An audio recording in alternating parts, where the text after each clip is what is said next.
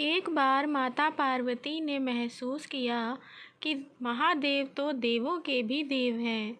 सारे देव तो सुंदर महलों में रहते हैं, लेकिन देवाधिदेव शमशान में।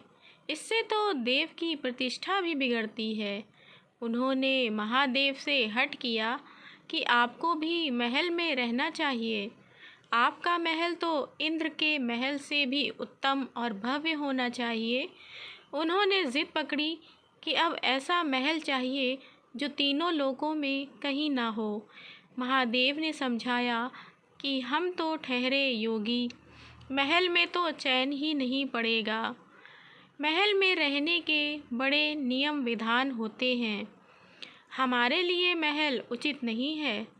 परंतु देवी का वह तर्क अपनी जगह पर कायम था कि देव यदि महल में रहते हैं तो महादेव क्यों शमशान में और बर्फ की चट्टानों पर रहते हैं। महादेव को झुकना पड़ा। उन्होंने विश्वकर्मा जी को बुलाया। उन्हें ऐसा महल बनाने को कहा जिसकी सुंदरता की बराबरी का महल त्रिभुवन में भी कहीं ना हो। विश्वकर्मा जी जगह की खोज करने लगे। उन्हें एक ऐसी जगह दिखी जो चारों ओर से पानी से ढकी हुई थी। बीच में 3 समुंदर और पहाड़ दिख रहे थे। उस पहाड़ पर तरह तरह के फूल और वनस्पति थे। यह लंका थी। विश्वकर्मा जी ने माता पार्वती को उसके बारे में बताया तो माता प्रसन्न हो गईं और एक विशाल नगर के ही निर्माण का आदेश दे दिया।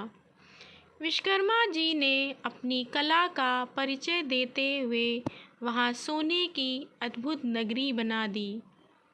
माता ने गृह प्रवेश को मुहूर्त निकलवाया। विश्रवा ऋषि को आचार्य नियुक्त किया गया। सभी देवताओं और ऋषियों को निमंत्रण मिला। जिसने भी महल देखा वह उसकी प्रशंसा करते नहीं थक रहा था। गृह प्रवेश के बाद महादेव ने आचार्य से दक्षिणा मांगने को कहा। महादेव की माया से विश्रवा का मन उस नगरी पर ललचा गया था। इसीलिए उन्होंने महादेव से दक्षिणा के रूप में लंका ही मांग लिया। महादेव ने विश्रवा को लंकापुरी दान कर दी। पार्वती जी को विश्रवा की इस धृष्टता पर बड़ा क्रोध आया। उन्होंने क्रोध में आकर शाप दे दिया कि तूने महादेव की सरलता का लाभ उठाकर मेरे प्रिय महल को हड़प लिया है। मेरे मन में क्रोध की अग्नि धधक रही है। महादेव का ही अंश एक दिन उस महल को जलाकर कोयला कर देगा और उसके साथ ही तुम्हारे कुल का विनाश आरंभ हो जाएगा। कथा श्रुति के अनुसार विश्रवा से वह पुरी पुत्र कुबेर को मिली, लेकिन रावण ने कुबेर को निकालकर लंका को हड़प लिया। श्राप के कारण शिव के अवतार हनुमान जी ने लंका जलाई और विश्रवा के पुत्र रावण, कुंभकर्ण और बाकी कुल का विनाश हुआ। श्री राम की शरण में होने से विभीषण बच गए।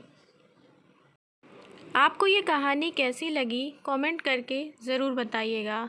और अभी तक अगर आपने चैनल को सब्सक्राइब नहीं किया है तो उसे सब्सक्राइब करना ना भूलें।